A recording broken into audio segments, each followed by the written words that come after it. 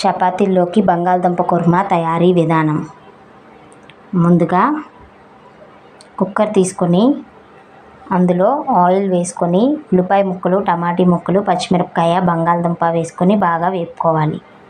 ఇప్పుడు కొంచెం సాల్ట్ వేసుకొని బాగా కలుపుకోవాలి.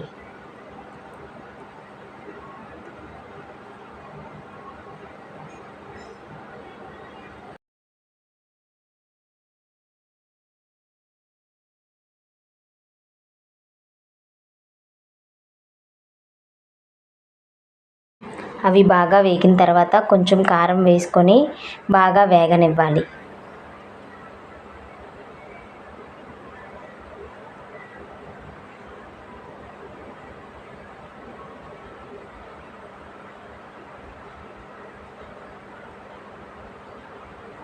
కొంచెం సేపు మగ్గిన తర్వాత అందులో కొంచెం వాటర్ పోసుకోవాలి.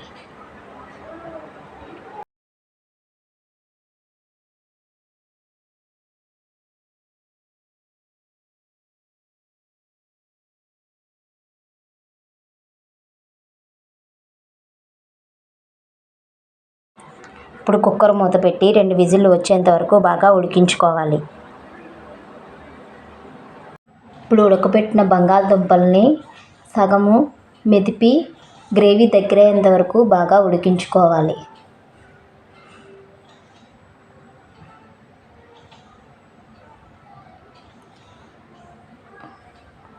అంతే, చపాతీల్లోకి సర్వ్ చేసుకోవడానికి బంగాళదుంప గ్రేవీ రెడీ.